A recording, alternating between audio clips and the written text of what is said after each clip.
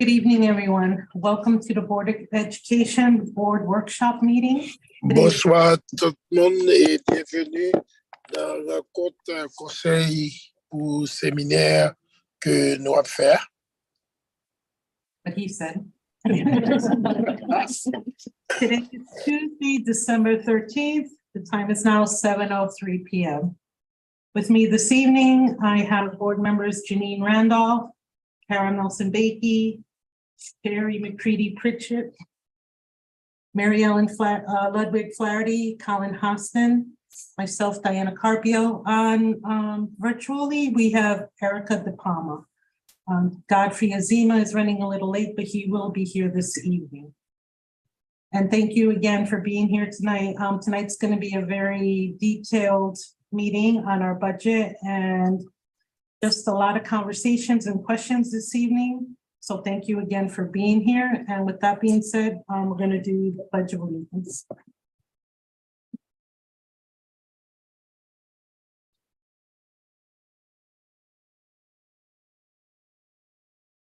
I pledge allegiance to the flag of the United States of America and to the republic for which it stands, one nation, under God, indivisible, with liberty and justice for all.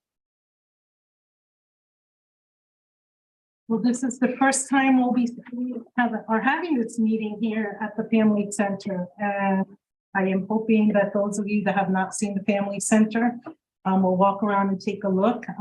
It's a very beautiful building in age, but at the same time, because of its history, it's been, worked, remodeled, painted, and it's a great space for families to meet. It's on the main line here, so we have a lot of public transportation for families to be able to make it this evening. And for now, I would like to pass this meeting over to Dr. Alexandra Estrella. Thank you, Chairwoman. Almost said, I'm so used to Carpio.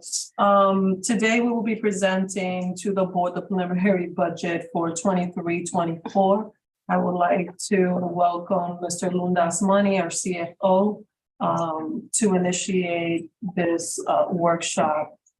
As you can imagine, we have spent an extensive amount of time mapping out and looking at our budget for 23-24.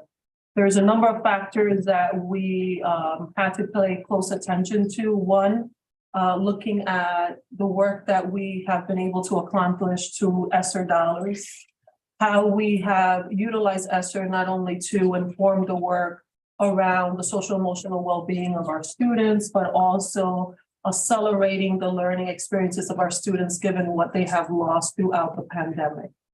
Those challenges do not end when our ESSER funding comes to a conclusion. They continue to be an area that we continue to need to foster and support our students with. We also need to take into account that in the same way that inflation has impacted the lives of everyone in this room, it also has an impact in the cost and operation of the school district at large, because similarly, expenses for us have escalated at an unprecedented rate, not only to maintain and sustain the programs and infrastructure that we currently have, but also to continue to provide the programming necessary to support our students. Particularly the students that are most at risk within our organization, those students receiving specialized services. You will see today that the costs associated in supporting our students receiving specialized services has increased at a very significant rate, and consequently will have a significant impact in our upcoming budget. That, coupled with reduced funding at the state level in certain grants, has also created unexpected additional expenses that now have to be transferred over to our local budget. That, coupled with us trying to mitigate some of the funding that we didn't receive in prior years and trying to make sure that we continue to provide the same caliber of service and excellence that we've done throughout the pandemic, has created a 23-24 budgetary structure that has a number of elements that we need to take into consideration as we fly forward. Today, we will present preliminary numbers. We as a cabinet, as a district, continue to be committed in trying to find creative ways to reduce the current ask, because not only are we invested in making sure that our students have the educational services that they are entitled to, but we also want to be cognizant of our taxpayers and our community members and the impact that our budget has in their lives. So we've also taken some time to look at some of the preliminary impact that the budget as it stands will potentially have to our taxpayers within the community. But again, I have to preface that we will continue between the next few days prior to the board's approval of the recommended budget to look at these numbers and try our best to continue to make modifications wherever we possibly can so that we can continue to make reductions without compromising the quality and accessibility of the programs we currently have in play. And most importantly, we want to make sure that we don't lose personnel that we need, particularly because a lot of the people within our school system are people that live within our community, and anything that happens to them will be a direct impact to the community at large as well. So with that, I'll turn it over to Mr. Asmani. Yes, and before we have the budget presentation, we're going to have the monthly financials and budget transfers. Thank you. So I will go over the, just recap the financials. We will bring the transfers to you next week at the meeting that we're scheduled to have. So year to date, just looking at the general fund, grant fund, the school lunch fund, and then the Board of Ed health insurance account. These are as of November. We're about 41% into the year, so almost halfway there. On the general fund side, the year to date total general fund expense is at about 32%, which again is consistent with where we would be this time of year. Our salaries and our benefits line continue to be the highest. It's 85% of our total budget. Our salaries year to date are at about 30%, with the benefits about at the same number. You recall that we do a balloon payment at the end of the year, so that number tends to creep up as we make those summer payments for our teachers. But it is consistent with where we would be this time of year. So in looking at those numbers, we'll talk about special education. We are seeing some increases in year-to-date special education costs, and so we're reviewing those, but making more modification and adjustments within the current budget, so that we don't have to request hopefully special appropriation or anything like that. We'll make things work there. Also, we're also monitoring our health insurance fund. You recall this year, going into this year, we got a significant increase from the state plan 2.0. So one of the things that we're also monitoring is how that is trending. We feel like some of the adjustments we made last year, we are in a good position going into this year and through the end of the year. But those are just some of the things that we're monitoring. As far as the grants budget is trending similar to the local budget, we are 27% in year-to-date expense. We've talked about, and we'll talk about ESSER dollars. This is the final year for those. And so when we start looking at next year's budget, you will see a significant drop in the total grant budget because ESSER, I believe this year ESSER was almost $13-14 million of that of the grant budget. So we're going to see a significant decrease in the grant funded portion of the budget going into fiscal year 24 because of the expiration of the ESSER dollars. School lunch fund is trending as we would anticipate. We've talked about some of the changes we've made to the program this year, going into next year. As we go into next year, we'll also have conversations about what the ending balance was in that fund.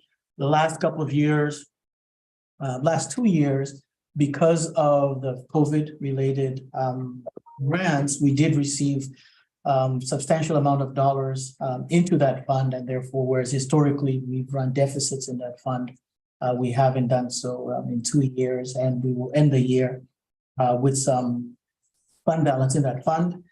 There have been restrictions in what those funds can be used for, thanks to Sandra Fayos and Kristen in the budget office. We were able to reach out to the state because we heard from our counterparts in Stanford that they were doing a one-time waiver because of those dollars. We could use those toward the operating of the school lunch fund.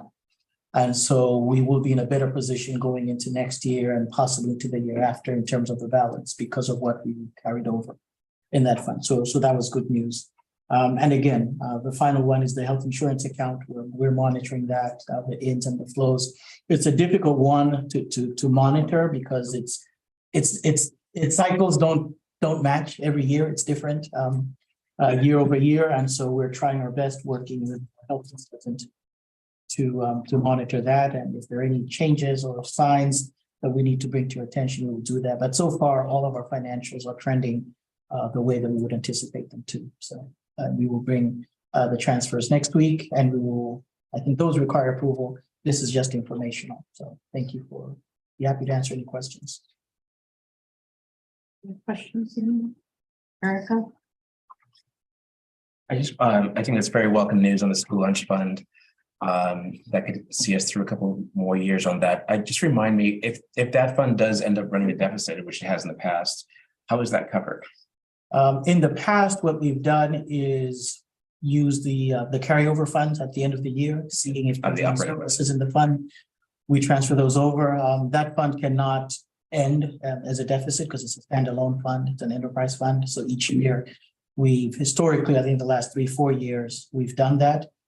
We have also budgeted for that transfer in prior years.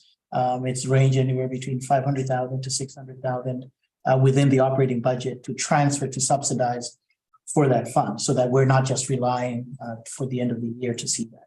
So fortunately, because of the state of that fund, last year and this year, you're not going to see in the general fund a budget to transfer into that school lunch fund to offset those deficits. But as we continue through this process in a year, 2 to 3 years, we'll probably get back to normal where we would continue to fund that account. But for now, we're not.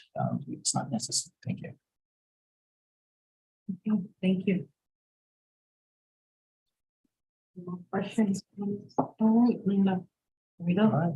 The budget, huh? Very important. Okay.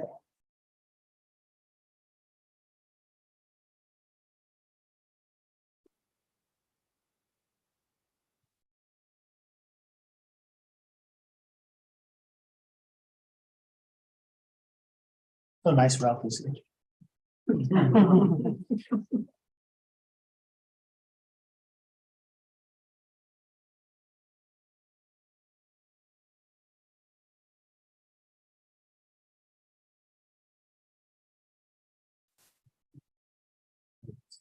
Either one, All right, so as the superintendent stated, we have started preliminary work, not preliminary. We have started work on the budget. And so the numbers that you're seeing now are preliminary. It is a work in progress. Our budget process goes in phases. We start with the initial phase where we start with what we call a pro forma budget, which is basically just looking at the positions that we have, where they are, the contractual increases, and we send those out initially to the departments. They work the numbers and they put together their request, their assessment of what the needs are given the current condition. So that's really where we are right now in the process, and these are some of the numbers that you're seeing. Alongside with the departments, the finance department works with them to refine those requests. And then the next phase after the request, which is the phase that follows the next couple of weeks, the superintendent will make her recommendation to the board. And so we have those conversations. At that point, the board will make its tentative budget recommendation, which then is what goes to the city. Once it gets to the city CFO reviews the budget together with all the other department budgets. The city makes his recommendation. The mayor makes a recommendation, the Board of Estimates makes a recommendation, the town council sets a budget cap. And somewhere in May, the budget is finally approved. Usually in March, we get a recommendation from them that gives us a sense of where we are in terms of funding. At that point, we engage the schools, and because now we have a sense of what the budget is, and so then we phase into the student-based budget portion of budget development. And so this is phase 2 of a 7-phase process. And so that's kind of where we are. So the numbers are still being developed. This slide kind of talks about, why we exist. We exist for the students. And so as part of putting this budget together, we work with demographers to look at our student population, what they're projecting into the future. And those numbers are significant in how we put the budget together. And so this is a snapshot of our students' profiles. I believe this was last October numbers. So you could see that as a percentage of the total population, non-MLL to MLL, we're about 80-20%. In terms of students that are part of the specialized learning programs, it's about 83-17. That number keeps growing. And when the specialized learning team comes here, they will talk about some of those trends and prevalence rates. But then also in terms of need, we were talking about the school lunch fund. We have about almost a 50-50 breakdown now between students that are free on reduced lunches and students that are not. But this just provides a sense of who we are and who we serve, and part of the story of why we're here. The next slide I wanted to talk about is as we start talking about the FY24 budget request. The budget request doesn't exist in a vacuum. It builds upon years. And so what this slide shows is just historical funding that the Board of Ed has received. This slide goes back to FY17. We could go further back, but for purpose of this presentation, we started here.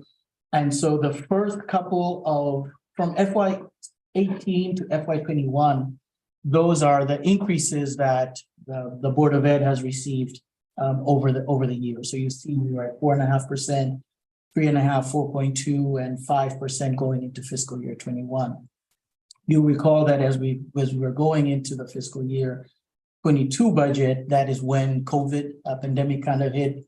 We started receiving those federal dollars, and in conversations with the city and trying to determine how do we address the needs of the community, but at the same time also how do we manage the funds that were coming. At that time, the decision was made to not fund the city, the Board of Ed, and the budget was kept at a 0% with the understanding that we could use those COVID dollars to make up the difference. What was unique about the ESSER dollars, unlike other grant dollars, is most grant dollars do not allow you to supplant, to use those dollars for things that you would otherwise have used anyway. Part of the essence of the COVID funds was to allow communities to continue to survive and exist and to provide programs. So the unique thing about these dollars were they had a provision that allowed us to supplant. So that allowed us to use that money to meet our other obligations to make up for that 0%. If that clause was not there, that would have made that conversation even more difficult. But even going to that conversation, I think there was always the understanding that these dollars were one time, they were going to go away, and so we had choices to make. So on the one hand, we did look at, even with the supplanting clause, there were restrictions in what those dollars could be used for. And so in looking at the budget, looking at the things that we could use those dollars for, we determined that we could use to make up for that 0%. We could fund our existing social workers and our existing counselors that had already been in the budget up to this point to make up for that 0%. And so that's how we made up that difference. Last year, we recall going to the budget, we presented a proposal knowing that the ESSER funds were going away to kind of phase in the replenishment of those funds. But in going through that process, you recall that did not happen. So we ended up with that 4.5% But now here we are going into fiscal year 24, those dollars for the most part, by the end of this year will have been depleted. And so we're using them this year, but we're depleting for the most part those dollars. So what this chart shows is the dotted line basically shows that had we not taken this S or D tour, where would the funding levels have been? And so we see that FY22, potentially, we could have been following the trend at a 3.8% increase, and that 3.8% is just an average of the increases over those past couple of years. It would be around 3.8%. And then the year that followed, consistent with last year, would have been at a 4.3%. So following those trends, this year, for us to be at the same point that we would have been had there not been that scenic route of funding, it would require us to get about 8.5% just to get us back on track to where we were. And so the 8.5% is kind of a number I want you to think about as we're working through this. And I do see a hand from Erica. Erica? Thank you. Lunda, can you remind me, does these percentages include the special appropriations for SPED and MLL that were made, or would they be even higher with those appropriations? They would be higher with those appropriations. The SPED was $3 million, I believe, what you were talking about. Those were funded separately. They were not in the general fund. We created a special fund to account for those expenses. So those would not be part of these increases. Okay, so the trajectory would be higher. Correct. Thanks. At this point, I'd like to toss it over to Rob because we're going to have begin conversation of the drivers. This year, I started to talk about the ESSER. I'll come back to that, but special education is a main driver this year. So Rob and his team are going to share some of the numbers and profile of special education and the challenges that we're facing this year and the FY24 in making this budget. And then I'll return and cap off the presentation and then also talk about some of the capital budget requests we have going into next year. Good evening, everyone. And so I'm going to talk a little bit about specialized learning, and we had a presentation last month, and I'm going to build upon that presentation to frame some of the increases and some of the costs. So I'm going to start here. And when we talk about special education, we are talking about roughly $7.7 million, which is 3.6% increase. And there are three main drivers of that increase. Driver one is out of district costs. And when I say out of districts, I'm talking about some of an increase in students, but also increase in cost of programs. So it is twofold in that regard. And then we're going to talk about grants, and that is roughly $2.3 million that we have to redistribute back into our budget. And there are different factors depending on the grant. So I'll break down each grant. And then our contract service increases. And there are different reasons for our different contracts. Some have to do with when a teacher goes out on leave, we have to be able to provide those services. And so we provide those services by partnering with agencies because we don't want to have a break in service because that will eventually cost more money in the end anyway. But by bringing in those contracts, it is more expensive than if we had a long-term sub. But bringing in a long-term sub has been very challenging. And then there is a fourth piece, and then when we talk about staffing, and we've talked about IEP compliance. When a child needs more support, we would bring in a paraeducator or a registered behavior technician. So those are just summer school. There are some different components that bring in the final piece, but the three main drivers that we're going to talk about are the out-of-district cost, grants, and contracts. So the first piece that I want to talk about is going back to when the $3 million was allocated to specialized instruction. Part of the purpose of that was to create programs. And so these are some of the programs that were created with those funds and kicking off those programs. But every year we have added to these types of programs. So if we were to look at the number of students in these programs, currently we are at 321 students. If you were to go 2 years back, there were 175 students in those programs. So there is an increase in the number of students that are participating in our specialized programs.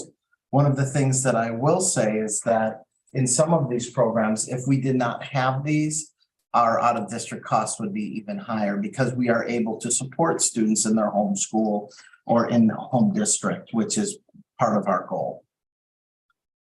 Before you continue, can you explain the increase in enrollment? You said they were like 100 and now we're at 321.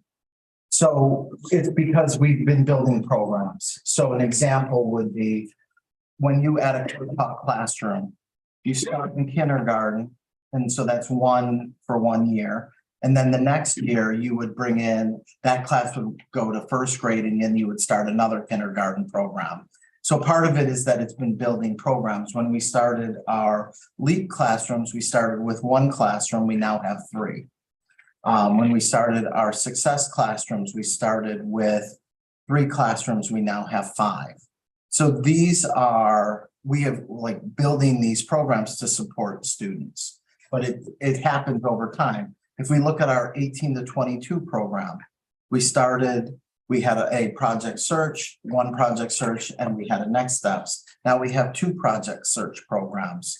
And we are able to support our students in the 18 to 22 program. So part of the increase is because we have expanded programs to be able to support more students. And can you illuminate a little bit on the out-of-district costs and the impact there? Yep, we're going to go into that right now. Sorry. So this is a slide that we saw last month when Bridget Adams presented on specialized instruction, specialized learning. And we've looked at the predictive measures of where our students, out-of-district students, would have been if we didn't bring in these programs. So in 2015-16, there were 163 students in out-of-district programs. If we were to look at this year, we would be roughly at 200 students in out-of-district programs. And we are currently at 105. So we are half of what would have been without building these programs. Now, if we were to look at cost, because this is an important piece, if we were to look at cost, last year when we created the budget in November, December, we put in an estimated cost of just over $9 million. But as we are looking, we are going to be somewhere around the realm of $10.5, $10.6 million. So you can see that is that's what was budgeted, and that's where we are looking as a projected end of this year. And so that is coming from some students that have needed more supports. And so when I talk about out of districts and settlements, I think it's important that those are broken down. So I will do that in the next slide.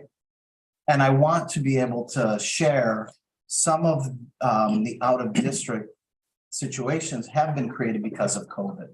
And so we tried to go through and look and see what are some of those situations and talk about those. Another piece is that we are supporting students until they're 22 now, which is a new, it's as of last year, that was new. Prior to last year, it was 18 to 21. So that is another layer that we have students that would have exited certain programs, but are now still, they'll go till their 22nd birthday. So that's another piece. I just wanted to add that component. Rob, is that something that's happening statewide? It is. It's a new mandate that we go to 22 instead of 21. So it's not just that we No, it's thought not. it was better. Correct. So we're complying. We are. And so when we look at driver 1, we have 81 students out of district, 24 settlements, and that gets us to our number of 105 currently right now today. Some of those components, when I talked about the COVID related issues, some of those were behavior related. As you know, we've talked a lot about mental health supports. And so we have seen an increase in behaviors. Some of that relates to staffing, where a PPT team would come together and make a recommendation for more support. And so that increases staffing, and some have been where we've had to support a child in a different placement. We talked about the cases that rolled over, I think a few different times, so I wanted to make sure that was included. But then we also talk about school avoidance and mental health concerns, and that number, we have 10 situations where COVID created this agoraphobia, or I'm not going to go into school. And as a district, we have a responsibility to educate children. So I think that that is another layer. And then we've talked about students who have moved into district, never attended Norwalk Public Schools, were in a placement, and then we pick up that placement, and it's less than 10.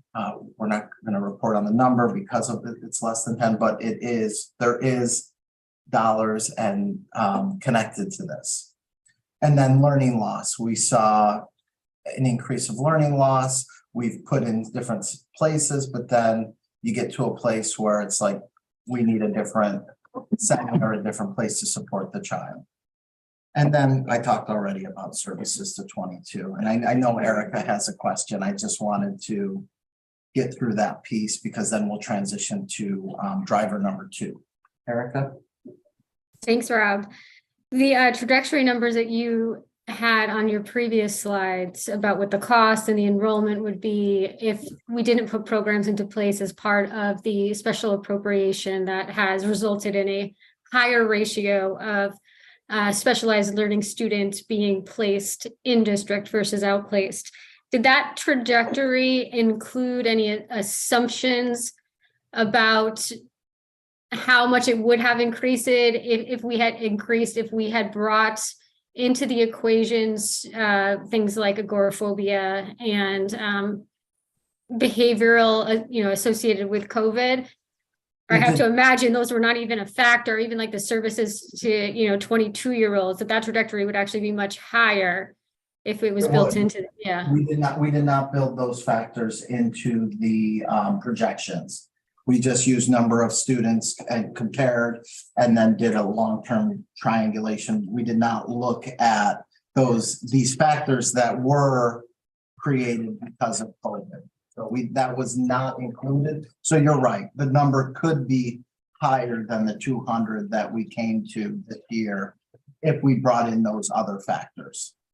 And a key takeaway from that is that the special appropriation that was put into place supported programs that didn't represent these types of behavioral issues, services being extended to 22-year-olds and things like agoraphobia. Those weren't even on our radar. So we have not built out those programs that we could have closed that gap. They are new as a result of COVID. That is 100% correct. And that is part of the work our team has been doing, is how can we look to build some of these programs to support the needs that we are seeing in the community. Okay. I did just, want to highlight is, you hear some noise, like, what did you do with that special education money? And I think we moved the ball forward in progress needing to be made on known services, but this is new to the table. Absolutely. Yeah. And if you were to look at, obviously it's predictive, but if you were to look, the savings were roughly around $48 million over the course of those 6 years from students not going out and staying in district. So there's definitely was a strong return on investment for that $3 million. Thank you. All right. And then if we look at driver 2, we're looking at three grants. One of them is our IDEA grant, and we do have staffing in the IDEA grant. And that grant remains pretty consistent, federal grant, and it is pretty consistent. However, the staff that we have in that grant, their salary increases year to year. And so based on increases, we need to move 3 teachers into our budget for that grant. So it's not a big move, but it is something, and that will balance that grant out. The next one is our Medicaid. Could you just let us know how many teachers are IDEA teachers? Well, I mean, they're Norwalk teachers, Just but all. we have, I can give you the exact number. I just have to, I don't want to give you the wrong number, so I'll give you the Okay. exact number. But just, so the purpose of the 3 teachers is just to cover for 100 teachers, you know, there's a slight increase. And that amount that's increased would be roughly the same as 3 teachers. Correct. Is that what? Mhm. So I'm following you. Absolutely, that's perfect. So the second one is our Medicaid grant. And as you know, there's some adjustments in guidelines. We've also transitioned our platform, which we've talked a lot about, that we've gone to CT sets. And so there have been, like, some of our providers we would get reimbursement for, and that hasn't come through. So it's a little bit, we're going to move 1 teacher to just balance out our Medicaid grant. The big one that is really a driver in this piece is our excess cost grant. And we're talking that a big part of this is that the threshold for reimbursement has been raised. So I'm going to share a chart that shows that to get reimbursement, you have to hit a certain dollar amount. Last year, that dollar amount was $88,000. And then we would get 70% over that amount. You're not getting 70% of the amount. I want to make sure that that's clear. You're getting the piece that is over. So if I cost $90,000, we're getting 70% of $2,000. So I just want to make that clear. And that has been raised to $96,000. Now, the majority of our costs when we're looking at this are not high substantial. We do have students that can cost a lot more money, but that's not the majority of our placements. They're more in a range of anywhere from, say, 70 to 120. And so every single child, that threshold being raised is giving us less money back. And that's an important piece. And so if we were to look at this chart, I tried to break it down year over year. So a student last year is in an out-of-district placement or is it's roughly costing $87,000. We would not get anything back for that student. Anything from 0 to 88, we would get 0. If it costs $92,000, then there's a $4,000 overage, we would get $2,800 back. So I think that that's important. If you look at someone that would cost $120,000, we would get $22,000 back. And now the return is less because the threshold has been raised. And when you talk 1 student, it's not substantial, but when you talk many students, it adds up. One of the pieces that I wanted to add is not every program that we use, we try to use all state-approved programs, but not every program is eligible to get this reimbursement. So I want to make sure that I share that, is that there are some programs where the state will not reimburse. And so you're getting nothing back in that situation. And we try and we work, we can appeal and try different pieces, but we have situations right now where we are not getting any money back from a placement. What would be a reason, unless it's confidential and you can't say, what would be a typical reason? Not a state-approved program. So why would they say something? So the programs that you use have to be recommended programs from the state?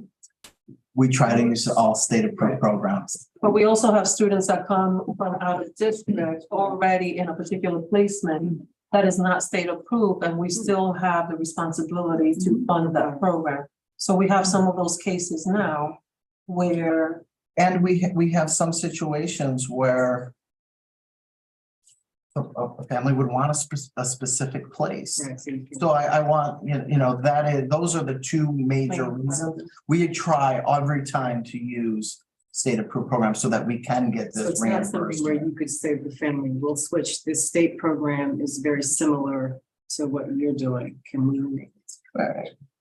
We're always working. Right. But I just want to make that Right. clear is that we do have students where we are not getting any reimbursement. Well, So, Rob, just so that doesn't play out differently when this is on social media. Yeah. Parents can't request a placement of a child. They can't dictate a placement of a child, I should say. They can request, they could work with the school district, and it's very important to highlight the reasons why we wouldn't rip a child necessarily out of a placement that they've been in when they've come into our district.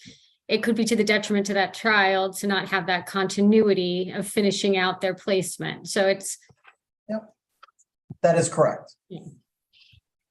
and it is also possible that there are programs that don't necessarily, that are state approved, that don't necessarily meet the total need of a child, and there are other programs that might serve the child best, and our focus is to make sure that the child gets the best services that align to their needs. So there are situations where we have students that don't fit to any of the state approved programs in terms of the services that they require. So we have to make the best choice for that child in that circumstance. And unfortunately, it costs us more to provide those services.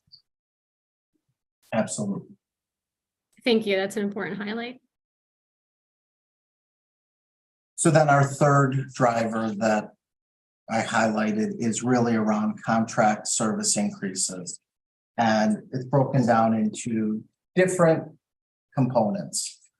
Some of them are staffing vacancies, and I wanted to highlight there are programs that we use to help fill those vacancies, and I talked a little bit about that. And it can be a teacher who is going out for an extended period of time. It could be maybe there's a vacancy that we are having a hard time filling, but we don't want to collect owed services because it's not best for the child.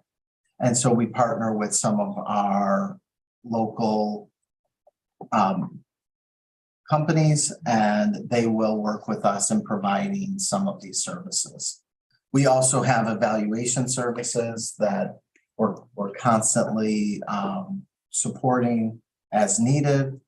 And then we also have some contracted service to help build practice and programs. Some of it might be some of the work that we have done with Mid-Fairfield, some of it might be social skills support, and some of it is around behavioral consultants that we bring in to help build capacity and support. So when we look at these three different buckets, it really does, it adds up to roughly $1 million increase. And so that is something we've talked about and we've shared, but we've seen these increases and they are charging more money now. And I think that that's an important piece. I think that our out-of-district programs are charging more money, and I think our contract services are also charging more money. So these equate to some of these increases. And I think it's important to know that a lot of the drivers that are causing these increases are directly associated with the shortages that exist in these fields. And in the same way that we are constantly focused on recruiting for these shortage areas, these agencies are also. And as a result, they are asking for providing more money to these providers, and as a result, their costs are elevated. So the shortages that we're experiencing in the district are also directly impacting other providers and in turn elevate costs. And even in looking at this, when we look at our caseloads in terms of the number of hours that our providers are serving students, those are very tight and have we have room to improve those areas, but that means additional FTEs and resources. But even in currently, we could benefit from having additional providers to alleviate some of the caseloads that our staff have, because some of our staff have really tight caseloads that could definitely improve. And we have the challenge of not finding providers within these different fields, and then two, being limited in terms of funding and what we can do. But I think that has to be highlighted, because I have to commend our providers that despite how tight their schedules are, they're doing quite a phenomenal job. And there's still room for improvement in that area. And it requires resources and funding. And when we look at these external providers, same challenges, but it's costing us a lot more than what we used to pay. And a lot of it has to do with the shortages that everyone, locally, statewide, nationally, are experiencing. Well, on the contracted services, for the cognitive and behavioral consultants, are we using some people from CES? Not for that. This is actual, our cognitive behavioral consultants. That's the name of the company. And they provide very specific training to our Success Classroom, so our specialized programs. For that, And they come in and provide very specialized training to help support them in the work they're doing with. were they with you from the beginning of? They when the programs were started, When they were. that was Did it make brought in, sense? and they were part of that program. And as we have new staff, we have to also continue to build capacity. I ask about CES because it's state funded, and I know their services can be reduced compared to a commercial. I'm wondering, are you using them in any other way for special ed? So we have used CES in a couple different capacities. They have come and provided training to all of our non-certified staff, which happened this year, and it was really around supporting in the classroom. And so that was one of the training that our non-certified staff had earlier this year. We have also brought them in supporting our literacy team and working with them. And we've also partnered with CERC as well. So they are both very good partners with us. Professional development. Professional development. So with Online. CERC, we provided a training in November on dyslexia to all of our Yes. certified personnel.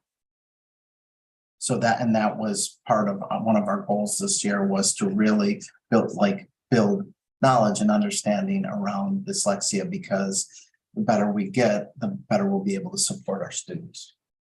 So just pressing it a little bit more, do we send many students there to CES? We do have students that attend CES, yes. As I remember doing that since a prior school, that we would send some of our kids there with wonderful results, I would say. But we do send some. Yes, got it. Just to follow up on Dr. Sherry's point about, the fact that this is something that's not affecting just Norwalk Public Schools, and this is the thread that Erica had started earlier. We saw the slide earlier where we had projected what it could potentially be paying for out-of-district placements had we not made that $3 million investment a few years ago. Is it reasonable to suggest that the investments that we're making, that we continue to make, and we could be making with this budget in special education, could be projected out for similar savings in the next 3, 4, 5 years? I think that one of the pieces that that our team is really working on is this idea, and I think Erica mentioned it earlier, is what are some of the main causes that may have shifted, or that we didn't really have at that point, that we need to build in district to support some of our students that have some, let's say, school avoidance or behavioral challenges that are beyond what we saw prior. And so I think that we as a team really mapping out what that type of a program to bring students, we would see the savings when we have. I mean, we are seeing some from the programs we have because we have expanded those. But I also think to take it to the next level, we need to really map out a program in effort that can help support some of these situations. And I know that's ongoing work that we're doing, but I Yes. think the data seems to suggest that when we are able to do that work and keep the students in district, we have significant savings as opposed to sending them out of district.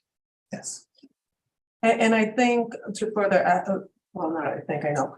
To further add, even current programs that were funded with those $3 million continue to be in the state of expansion. So when you think of Pine, for instance, which is now at Ponus Middle School, our goal is to further extend that into the high school. So as the students move through the grade levels, we are continuing to grow and further develop those programs. So even those that were initially covered with the $3 million continue to be in a state of growth and further expansion. Plus, what Rob articulated is one example of one program that we're hoping to open. The challenge is making sure we have the resources to do that, because there will always be savings in providing services in-house within the districts rather than contracting those out. Particularly now, because a lot of these services are costing us significantly more money than they did in the past. And even then, it cost us more than what it would cost to serve in-house. So we're constantly exploring, and the programs fluctuate, like Rob articulated, based on need. So we might have certain programs now that we might have to shift based on population need. And we will constantly do that to continue to maximize savings for the community at large. It sounds to me like Yeah. a good long-term fiscal investment. Yes. She does. Erica? Are there any services that nationwide are projected to be just a bubble in the system as it relates to COVID, and things like agoraphobia is not something we should invest in-house because we anticipate those children moving through the system and it being something of the past in a few years? I think like we are, like I mentioned to Colin's point, we will always have to be reevaluating the programs that we have in place and making adjustments based on the student population that we're serving. We can have a cohort that comes in that might have very different needs, putting COVID aside, to a previous cohort, and we would have to shift to accommodate to those needs. In this case, it will create a lot of savings for us to build programs within the district that associate to or support these behavior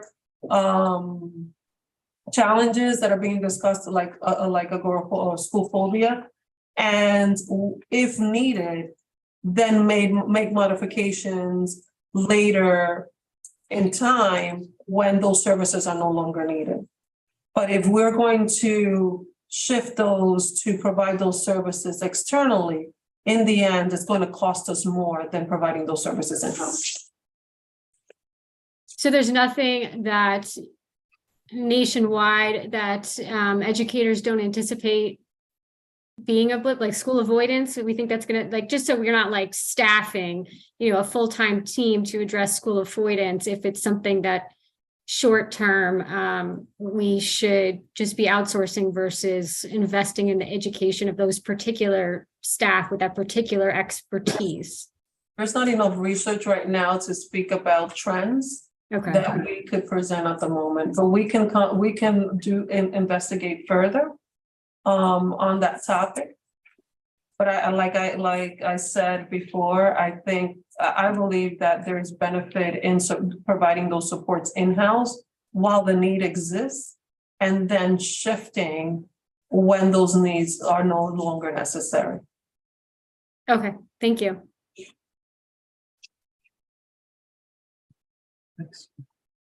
You can stay.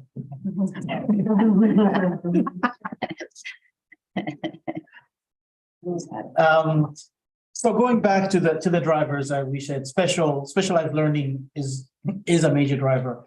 The other driver that we've actually been talking about for almost, this is the third year we're talking about, is the phasing out of ESSER. And so I began the presentation by saying when we received the ESSER dollars, we basically grouped the ESSER dollars in three buckets.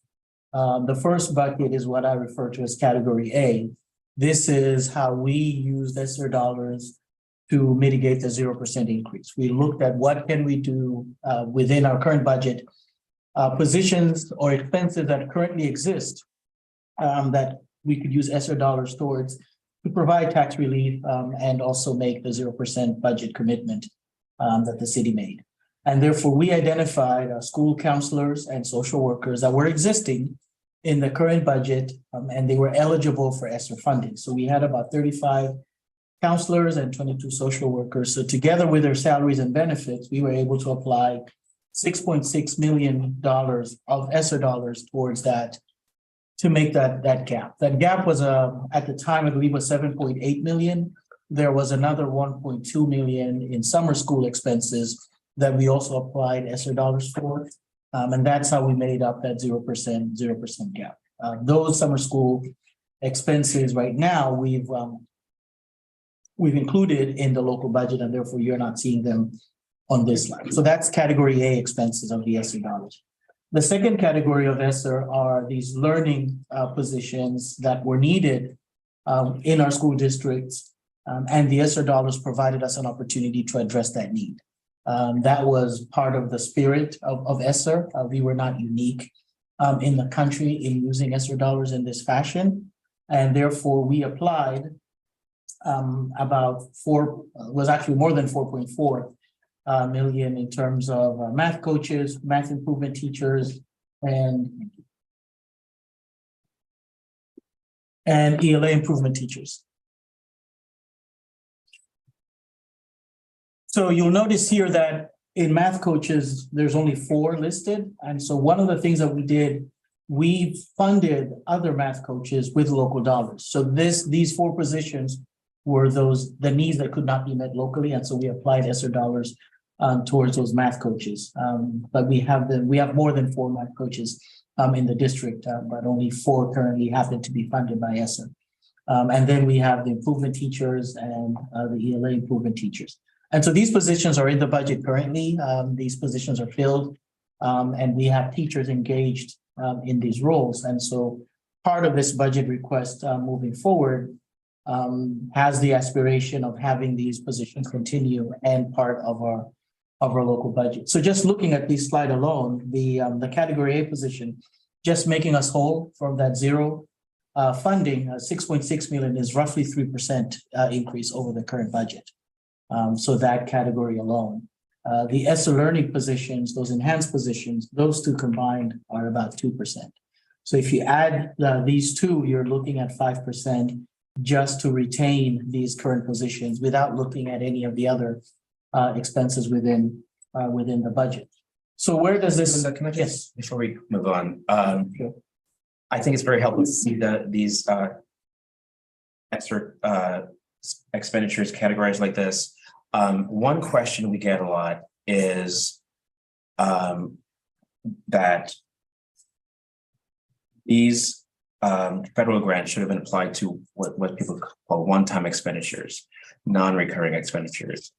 However, it seems to me that in a school system with where the budget's roughly 80% is personnel, salary, and benefits, you're not going to find enough one-time expenditures to actually use those federal grants for what they were intended for.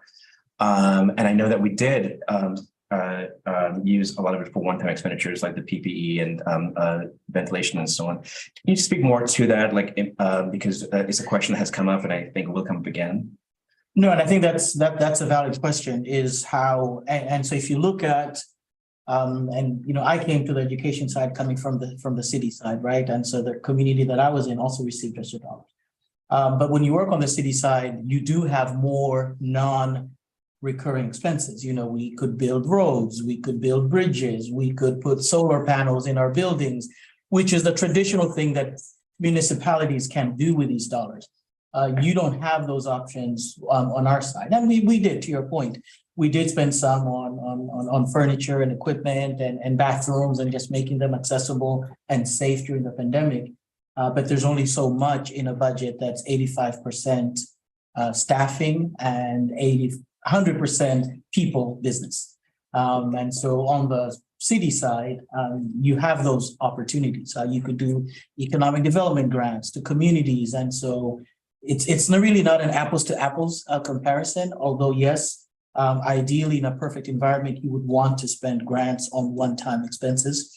But not every organization is built to do that. So in our case, we had some of those and we had the opportunity to do that. But this essentially is what most school districts, I mean, I was part for the past 6 months in a cohort of school CFOs in the state of Connecticut, just talking about general public school education issues. And this is something that all of us are dealing with. Every one of my counterparts is having these conversations with their funding bodies about ESSER and ESSER funds. Thank you. And I think that I asked Sandra to join us because the state had very specific requirements in how the money should be spent that I think it would be important. I mean, I think, and to your point, Colin, we were told we've been criticized for not using it for one-time expenses, but part of the grant actually had to demonstrate that we were mitigating learning loss. So oftentimes when you're mitigating learning loss, it can't be like a program, it can't be programmatic. It actually has to be having professional people deliver that tier 3 or tier 2 instruction, which we identified was with our data was what was needed for the students. So a lot of this you will actually see are some of the strategies that were applied to mitigating learning loss. And so then the other one-time expenses fulfilled the other categories that we could do within ESSER. So like the outdoor classrooms was one of them, all the PPE, all of the ways that we kept people safe during coming back to school were the other things that we did. But this was for one very specific goal of that grant. So we wouldn't have been able to meet that just by outsourcing all of those services. The other component was social emotional health was a large component that the state expected us to utilize the funding around. And when we dealt with a situation where we didn't get increases 1 year, and we were in a predicament that we didn't want to have staff lose their jobs during the midst of the pandemic, we have transferred our school counselors and social workers to the grant. One, because according to the state, one of the ways in which we could use the resources was to support the social emotional well-being of our students, and all of these providers provided that service. And then two, it was a way to ensure that these hardworking individuals that worked with us through the most challenging time of the pandemic will continue to be employed and part of the work that we were doing for children. And to that point, another clever way that we tried to get around having these recurring expenses is we actually did contract some services. So for instance, we had people that were truancy people that we contracted a service for to try to get students back in school. So there are some services that we were able to identify were more like what Erica was saying, were like things that were shorter term goals. Mm-hmm. And we were able to do that, but these are more long-term goals because even though the ESSER grants have gone away, the learning loss that's been suffered from ESSER, we can still see evidence of. And thank you for preemptively answering the second part of my question, which is that positions like school counselors, social workers, math and literacy coaches are precisely what these grants were in part intended for. Yes. So you can't both say that it should be one time and then not, and in the same token say that we should ignore what the grant was meant for, which were precisely these things. Thank you. And I think I want to add around the same topic. One of the areas that we saw a lot of need, our middle schoolers were demonstrating a lot of distress coming back to school. And although we had the providers that you see outlined here, they were not enough to really address some of their social emotional needs. So we partnered with Mid Fairfield and brought in 5 additional providers. Those were what I would categorize as like one-time expenses because we knew that we could only utilize them for the time of the grant. And these are 5 providers that are coming in to provide services across all of our middle schools, in addition to rehab. We're losing those at the end of this year. The problems have not concluded, and they have been integral members of the school community in supporting and providing services that our students desperately need. So Yet, that that service will not be available next year because of the fact that we're losing this funding. And given what we need just to maintain what we have, it wasn't realistic to continue to keep that in the 23-24 budget. Did we have, I'm sorry, No, you go. no, did we have, as far as the surrounding districts, use their money, ESSER funds in the same way, same fashion? Yeah, so when we were applying for it, the districts would all sort of share with each other how they were writing the grants and what people were using it for. And that was something that we knew that people were so mitigating learning loss in various ways. And the way that we found most effective was actually to add this layer of teachers and coaches. That the improvement teachers work directly with students and have direct impact with students and collect data on students. And so they're able to provide that tier 2 support that we needed. And the coaches work directly with the teachers who then impact the students. So we felt that that was a good way for us to invest, and we have seen the return on our investment in that way. And these are not brand new. These are also people that were within our district that wanted to do this work, that applied for these positions. So we have some new people, but people that also were already with us that made the shift to go into these positions. But surrounding districts did very similar things in terms of staffing to address the learning loss. And just to further add, the interventionists in particular are necessary roles and should be part of every school's infrastructure, particularly in supporting the SRBI process.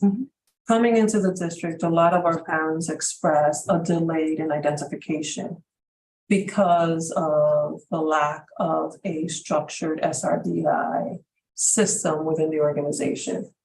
This allowed us to establish that structure that in the long term, in the long run, also adds to savings around special education and intervention services. That over time, we will be able to demonstrate how the benefits of the program. In our surrounding districts, these roles are common structures within the school's infrastructure. We're one of the few districts in the area that do not have improvement teachers providing this type of support to our students. And when we spoke about this work several months ago, a year now, we talked about the importance of these providers in our system and how these are common services that all schools should have, and many of our surrounding districts have. We were one of the few that did not. My question is kind of a summary on this. Then can we say, I wasn't really clear on who we added in terms of counselors and social workers, but now I do get it that we really didn't add any counselors and social workers except for the Mid Fairfield. And they're not in this number. They're not in this number. The number that you see there are the people that were already in the local budget. Right. That we moved to ESSER when we didn't get an increase during the previous. And so what I'm seeing here is a fairly conservative approach to a massive problem as the pandemic started, that we had children and teachers under tremendous stress, needing this sort of emotional help. And we were simply keeping the same number that we had before. We probably could have used many more, new hires that would be in the system, but we used the ones that would come with Mid-Fairfield. But what we did add to mitigate the learning loss was the coaching And interventionists. and interventions. And so, I mean, I see that as a very positive, and I agree with you that it is in many districts. And you pointed to that there's evidence that it's accomplished a lot, even though in general, our students are suffering in test scores, but they have clearly seems done better with this kind of support and for the teachers too. So here we are. Thank you. Thank you. Thank Any answer question? Yeah. So where do we go from here and where does this get us? And so this is kind of what the summary of all of this is, right? So, the current budget we're in is 217.9 million. We have the base budget increase. This is just the positions that we currently have outside of the ESSER, contractual salary increases. And I think there's a slide that probably went too fast through, but we have contractual salary increases, cost for buying equipments, books, the things that we have, factoring in today's costs. And so this is what, in looking at these, this is what the departments have told us is the need for them. And so that roughly comes to about 6.2, which we refer to the base. The 0% ESSER are those positions, Mary Ellen, we were just talking about, those two buckets. The first bucket is that 3% bucket, which is what we applied the dollars for the 0%. The second ESSER bucket is at 4.4 million, which is that 2% for those coaches and interventionists.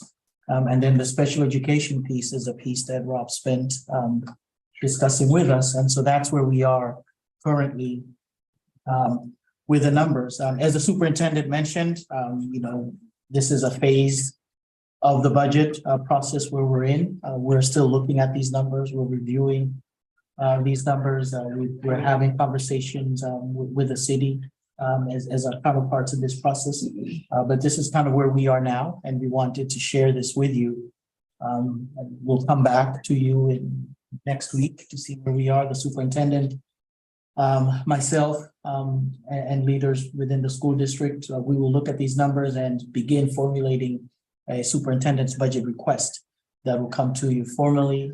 You will receive that, and then you will have the opportunity to chime in and make your request and give us input on that. But what I also wanted to point out with this. Well, actually, sorry, Linda, before you move forward, I just think it's worth noting that when we look at that base request increase, 6.2%, we're talking about salary negotiations that have been negotiated, over the last several years. Just the increased cost of everything that we're all dealing with, these macro factors are affected, as Dr. Spray said earlier. And my understanding is that the latest 12-month CPI data that just came out is that inflation stands around 7.2%. I mean, if we can do this at 6.2, we're actually, from an inflationary perspective, reducing our budget. And I think the other thing too is, one of the first couple of slides I showed at the very beginning was that 8.5% number was, had we not deviated, where would we have been following a more traditional funding trajectory? 8.5%, 8.5%, 9% kind of gets us where we would have been following the traditional trajectory. So the number does, these numbers are high, and they are, but I think it's also important to point out the ESSER component and the special education component, which are really outside of anyone's control. And it'll continue to be outside of people's controls. And this is the same conversation school districts are having around the state in terms of conversations with the cities. Well, I just think it's worth giving credit to the folks on the entire team who were able to keep that base budget request under the 12-month CPI. So it's worth noting. And I need to reiterate that when we started the process, the percentage was much greater. And we've gone through a number of iterations. We've asked the departments to significantly reduce programs and structures that were in place to get to this number. Originally, we started off at a little bit over 18%. And we asked every department to really go through their individual budgets and reduce their budgets by a minimum of 2%, which all the departments did. The executive leadership directors met with all the principals to look at their programs, to make sure that we were through meeting contractual obligations, but maximizing the courses being offered, classes that were in place to make sure that we were, wherever possible, reducing costs at all levels. So we've gone already through extensive reviews within each department and made some significant reductions. The challenge we have, one, like you articulated, Colin, costs have been elevated like everyone else because of, in part because of inflation. I think in education, shortages have also created a unexpected escalation in costs. That coupled with special education funding, thresholds being elevated by the state, thereby reducing the amount of funding that would be reimbursed, has also created a significant shift in our budget for special education. And all of these components have built the number that you see now. Is this what we would want? Absolutely not. But this is what we need to keep our students afloat in a learning environment that they deserve and is conducive to productive learning. So just to provide some additional context to these numbers, and I apologize, this slide may be small. I did want to translate what these numbers look like in terms of a tax bill. Because we talk about we are funded by tax dollars and citizens of the city. So what this chart looks like, the first chart, and this is using the 2021 grand list. So you see that in the city, we have 6 major taxing districts. And I've included what the median home value is in each of those districts based on real estate values from last year. And so the second set of numbers are what the current tax rates are, the year that we're in. So, and I break it down between the city portion of the tax bill and the board education portion of the tax bill. We are about 54% of the total city budget, and therefore we are 54% of the average tax bill. And so this looks at those individual taxes currently by year. The third tier numbers are, what does this budget increase this year, budget request this year translate to in terms of a tax bill? So if you're in the first taxing district, this budget request, assuming 2021 grand list values, is a little over $3,100 per year. And you clearly go across to District 6, which is about $9,300 a year. You divide that to get a year over year increase, what that is from last year. This budget as it sits right now is about a $46 annual increase if you are in the first taxing district. It's about a $137 increase if you are in the sixth taxing district.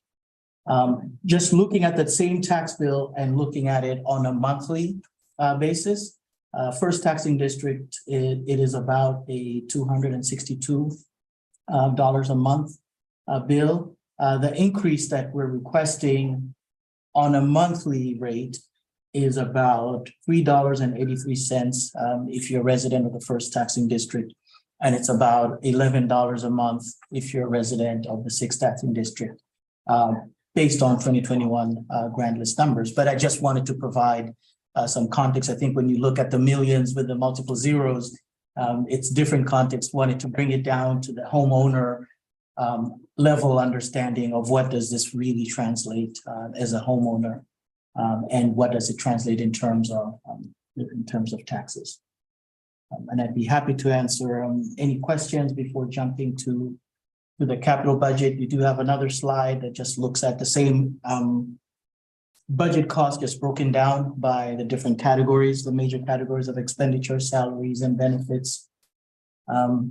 Here, and you'll notice that in this chart, if you look at just the salary component, you'll see that 10% increase. What that is, it's not just total salaries. It includes these ESSER positions that are coming back. So within that number are these positions that are currently on the grant side, moving to the local side, the ESSER positions, including some of the positions in special education that are coming onto the local side. So that is a combination of wage increase by contractually agreed bargaining units, but also the number of positions that are coming in into the local budget. I'd be happy to answer any questions on the operating budget. I do have one slide just to talk about where we are on the capital budget. We'll talk more on the capital budget when we come to next week.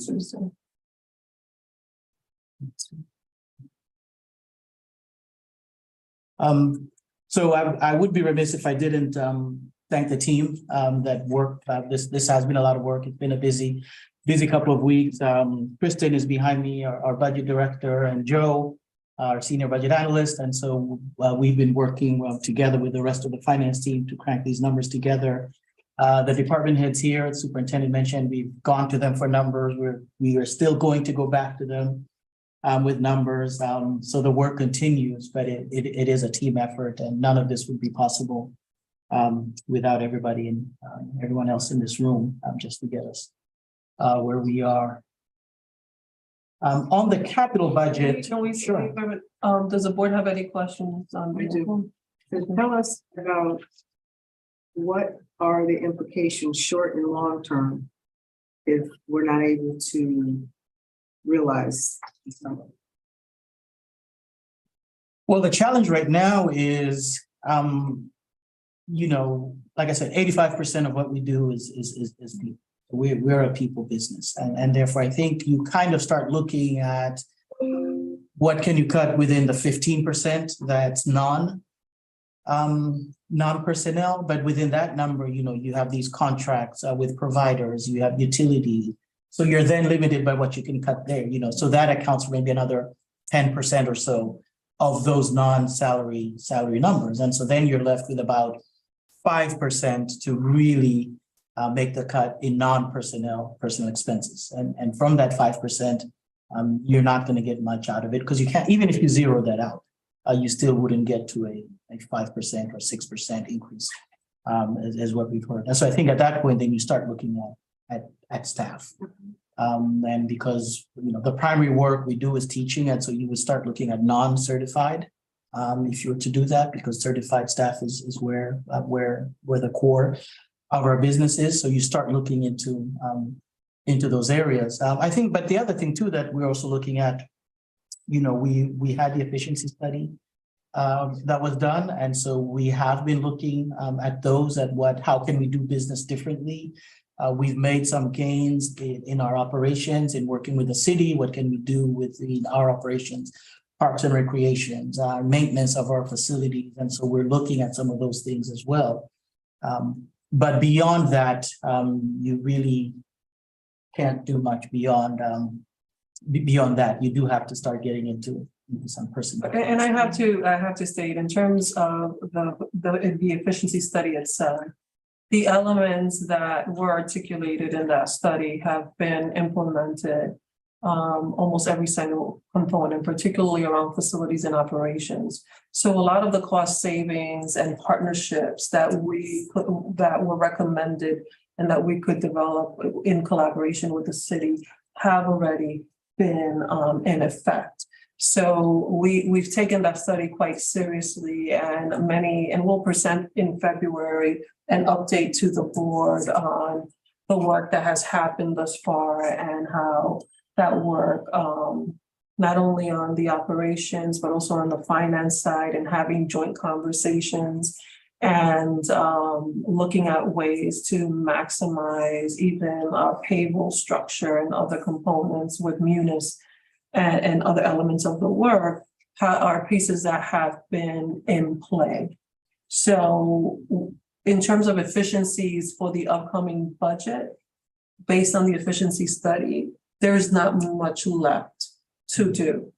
The one recommendation that we looked at, but again, it impacts FTE, has to do with the recommendation around our para educators and how to be most resourceful in that area. And again, like any reductions there means that we are reducing the staff. And we want to make sure that when we're looking at this, we're very careful in how that's done, particularly because we don't want to negatively impact the diversity within our organization and the individuals that will be most impacted by these potential reductions. Dr. Estrella, did you just ballpark a number of what savings occurred? Because I could see you seriously working every suggestion. Is there any sense of that? In February, we had a plan in February to speak to those components. We don't have budgetary figures yet in terms of cost savings, because a lot of the recommendations were based on partnership. And some of the work that has happened is not necessarily quantifiable into dollars. Mm-hmm. I know that one of But it shows an eagerness to be more efficient. correct. And that's important. And even in something as simple as cleaning of the driveways and sidewalks, that was always an area of question that has been addressed, and in collaboration with the city has agreed to just do that, like that piece that was kind of left to us that didn't make sense. It just didn't build efficiencies, and we agreed to work in that area and build those efficiencies, and those components are in place. So we can work to look at how do we quantify that monetarily, but at this time we don't have that information yet. But these practices are in play. They're in play, and it speaks to the seriousness and the openness to do the best we can financially to help eventually help the children. One big component was the communications team and the reorganization of that happened last year, and we saw those cost savings in this fiscal year's budget. That was one of the big things that was easily quantifiable in terms of dollars that we can come back to and speak to in terms of what the savings have been in that area. I have a question. So I'm just thinking this through with regards to the potential for loss in staff and headcount. And we know that the team has done an incredible job of recruiting. I think when we started the school year, we had over 100 vacancies, and now we're down to, is it 17? I think it's less than 17 certified staff at this point because we filled the special education vacancies that we had. So, I mean, that's an incredible feat, like in this current environment where so many districts are in the same exact spot. I'm curious if we know what the investment has been into those recruitment tactics this year alone, because if we were to have to release FTEs, that's, you know, an investment that has been lost. So there have been a number of parameters and practices that we put in play to support recruitment. I don't have a dollar amount, but we can bring that forward to the board next Tuesday. Okay, great, thank you. But the return on investment has been very positive. Yeah, I mean, it's been incredible. I couldn't believe it when I saw the new numbers there. And we still have vacancies, but we're in a much better Yeah. place than a lot of districts in Right. which are across the state and nationally. Got that. Any other questions, comments? Linda, I wanted to say thank you to you, to your team and everybody in this room. I know that this wasn't, excuse me? We still have copies. No, just, yeah, just. No, I'm not, Sorry. I'm not going anywhere. No, but I just wanted to make a comment to the public too, because this isn't something that was done overnight. It wasn't, all of a sudden we woke up and these are the numbers.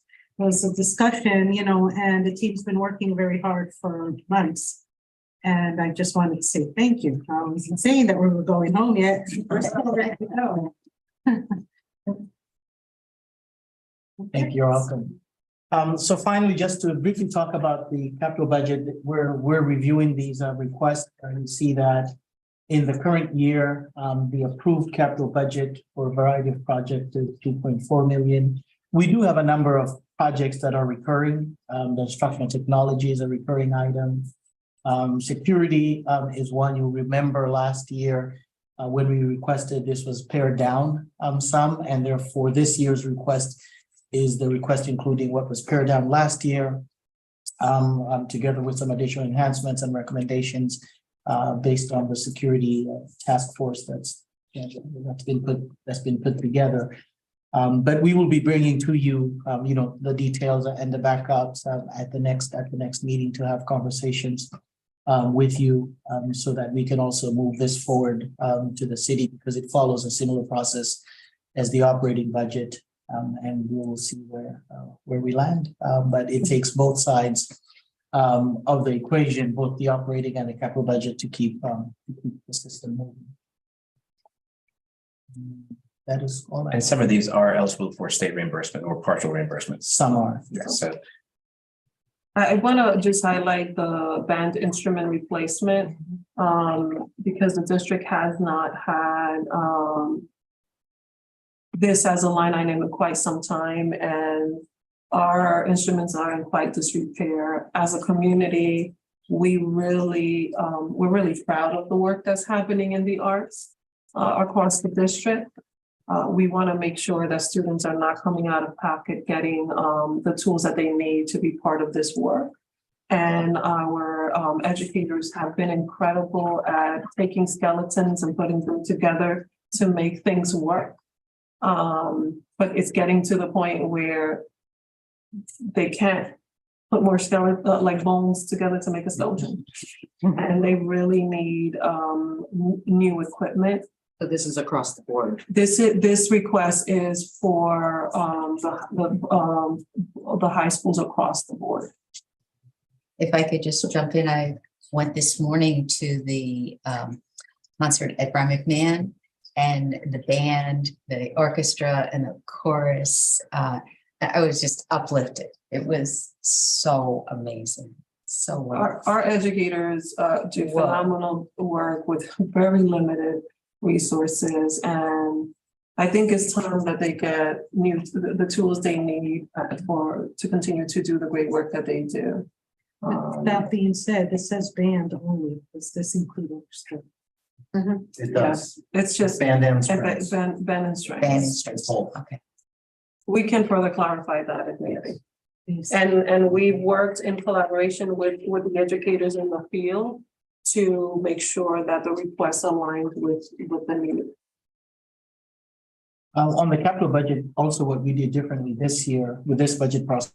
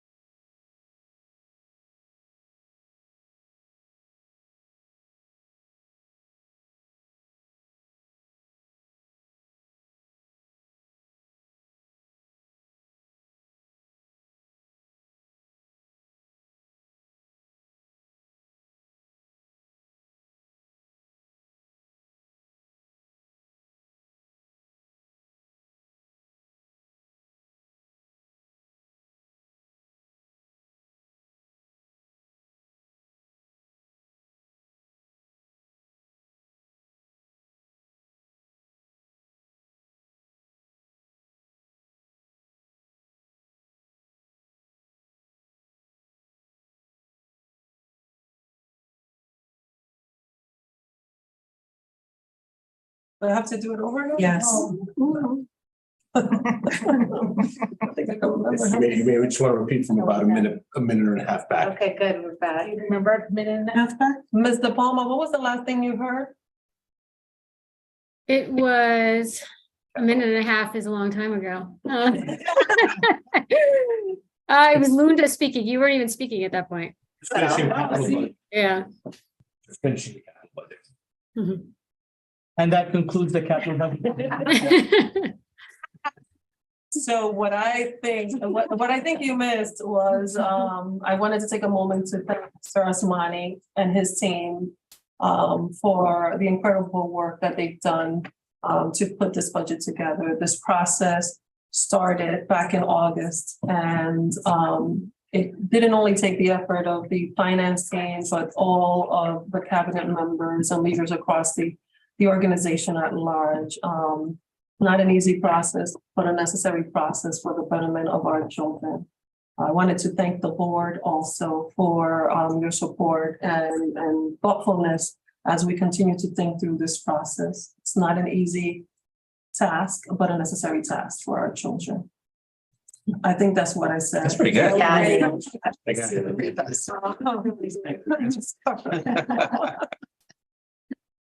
Okay, well, thank you, everyone. Actually, now we're going to go into public comments. I didn't see one, but we have, Dr. Yeah. Ralph, do we have anyone via email? So let's see if anybody's online. If anybody would like to make public comments online, please raise your hand.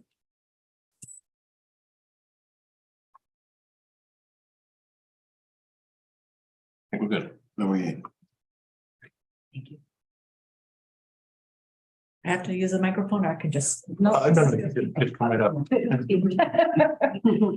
So thank you. My name is Mary Jordan. I'm the president of the Norwalk Federation of Teachers. That's 9 Avenue here in Norwalk. And on behalf of teachers of Norwalk, we do thank you for the care and the work that people at Central Office, as well as you all on the board, are exerting.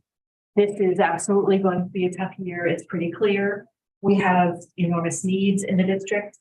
And I want to assure you that the Norwalk Federation of Teachers are committed to being responsible members in this process. We are partners in the work of increasing efficiencies and finding solutions to the many problems that have been mentioned tonight. And as we all know, lots of them that have not even made the cut of these high priority items.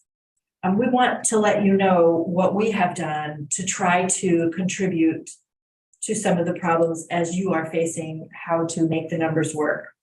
And one of those things was our current insurance plan, which you've heard about.